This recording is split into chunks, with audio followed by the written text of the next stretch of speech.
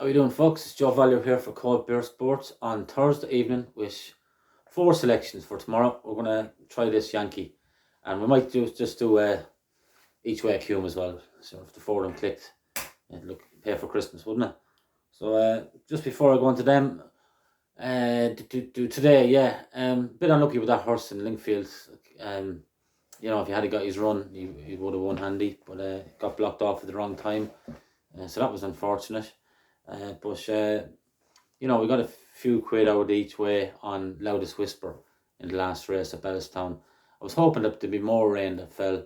It was only owl scattery rain, and that Loudest Whisper wants it like a bog really. And I thought the way the weather forecast was that it would turn really attritional, but it didn't. It was just kind of on the soft side of good, and she would have kept going at her one pace as she usually does if the ground had got worse, and some of the ones around her probably wouldn't have fancied it at all. So it was a fair out selection there, 10-1, and she dead heat for third, and we get something. So it wasn't too bad a day at all.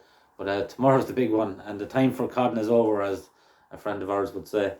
So without further ado, we'll move on to the 203 at Gowran Park, a horse called Marval De Cerisy. He was very impressive in his point-to-point.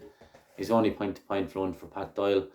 He beat a good horse called A Different Beast, who went on to win his bumper in Sedgefield by 15 lengths the other day.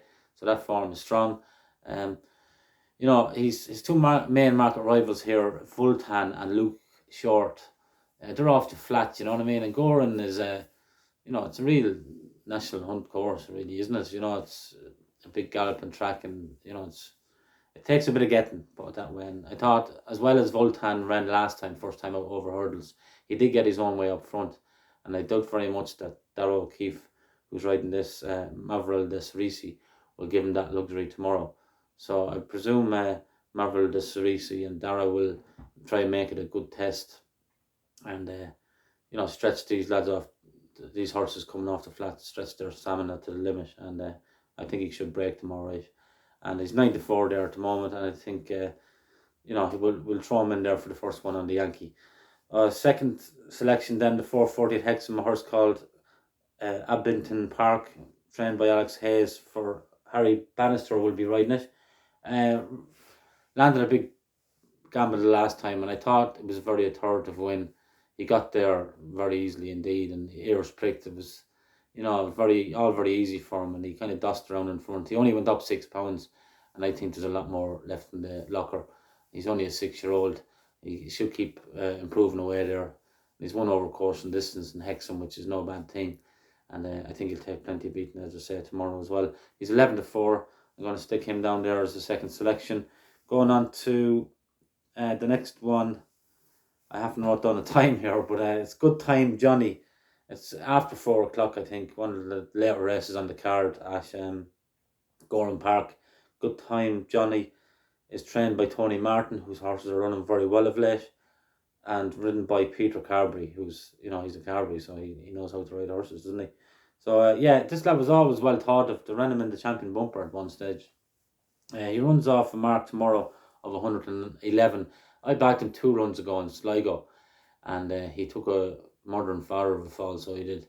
And I left him alone the last time he ran, thinking that might leave a bit of a mark, but nothing of it. He ran very well. He was third. The horse that won the race, Run for Oscar, is a decent horse on his day. And all things tomorrow point to a good run here.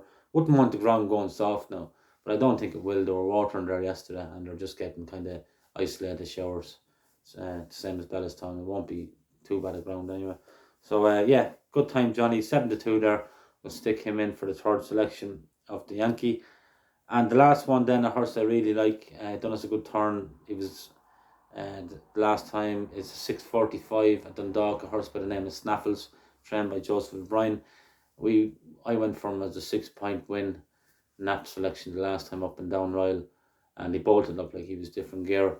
He just looks very classy, and I was kind of blown away with his debut run up Leopardstown. He just didn't know what he was doing until the penny finally dropped late on, and then he really started getting into gear, and he was learning on the job there in Down Royal as well. I think he can take another step forward. I'm not too worried about the surface switch either. Dundalk, like Joseph O'Brien does really well around Dundalk, and who knows? This lad probably got a few spins around there before anyway. So at 7-1, he's 13-2, 7-1 there. I think he's a lovely price, and he's going to be my fourth and final selection for tomorrow. I'm also so I'm going to do the Yankee, and I'm going to do each way Acumm as well. So stake safely and stake whatever suits yourself. Not kind of suit your own pocket.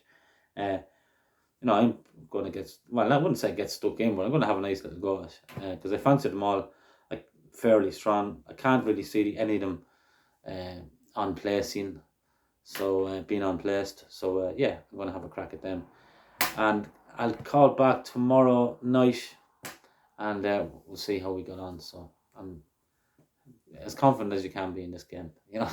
All the best, Joe Value, for Cold Beer Sports.